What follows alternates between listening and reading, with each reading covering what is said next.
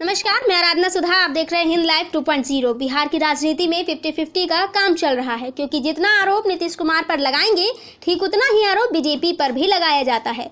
कहा जाता है कि यह दौर मोदी शाह का दौर है, क्योंकि पूरे देश में उनकी राजनीति का डंका बजता है। यह मान लिया गया है कि दोनों जब चाहें ईडी सीबीआई लगाकर कहीं की भी सरकार गिरा सकते हैं और बना भी सकते हैं। इस दौर में यदि कोई इतनी ताकतवर पार्टी को सरकार से बाहर कर दे, तब यह कोई साधारण बात तो नहीं हो सकती।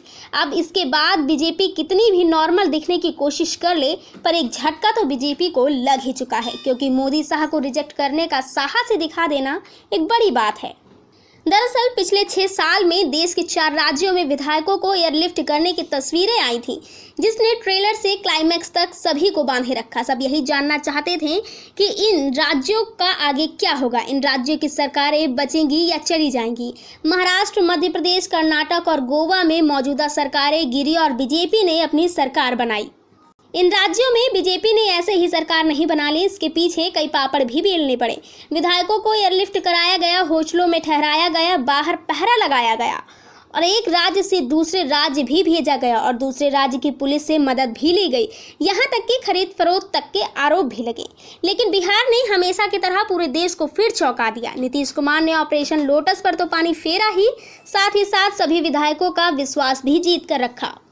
अब नीतीश कुमार जी की 3 राज्यों में लगी गणित की वजह से बीजेपी सरकार की नींदें भी उड़ने लगी हैं। दरअसल आज तक चैनल के एक सर्वे के अनुसार यदि बिहार में चुनाव होता है तो 2019 के मुकाबले 25 सीटें कम मिलेंगी मोदी सरकार को। तो वहीं नीतीश कुमार को लेकर यह भी कहा जा रहा है कि यदि नीतीश कुमार और मौजूदा सरकार आमने सामने आती भी है तो भी बीजेपी का कुछ नहीं बिगड़ेगा। ऐसा मुख्यधारा की मीडिया व तमाम जानकारों का कहना है। लेकिन यदि नीतीश कुमार ने 60-70 सीटों को भी कम कर दिया तो बीजेपी सरकार के साथ खेला हो जाएगा।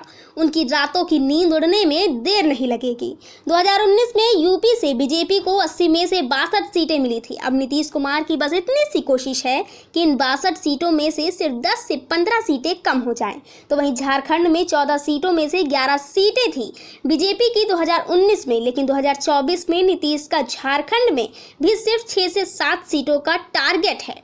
जानकारों का ऐसा कहना है कि नीतीश और उनके जो सहयोगी हैं वो सीधा साधा एक छोटा सा 40 से 50 सीटों का टारगेट लेके चल रहे हैं, जिसमें उनका पूरा का पूरा सुपड़ा साफ करने का इरादा बिल्कुल भी नहीं है।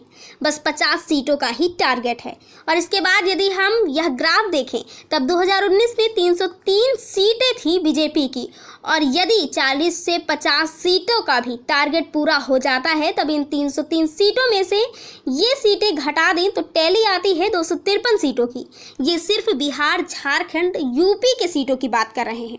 मध्य प्रदेश, छत्तीसगढ़, महाराष्ट्र की तो बात ही नहीं कर रहे हैं। इन सब आंकड़ों को अगर ध्यान से देखा जाए तो जिस प्रकार अमित शाह बीजेपी के चाणक्य हैं, तो नीतीश कुमार जो कि खुद बीजेपी से बाहर निकल कर आए हैं, तो वह भी और उनकी नीतियां चाणक्य से कुछ कम नहीं है। तभी तो ना प्लेन की ज़रूरत पड़ी, ना हेलीकॉप्टर की, और ना होटल में रुकवाने की ज़रूरत पड़ी, और देखते ही देखते बिहार की सरकार बदल गई। दोस्तों, यदि आपको हमारा वीडियो पसंद आए तो हमारे चैनल को लाइक, सब्सक्राइब, शेयर करना ना भूलें। धन्यवाद।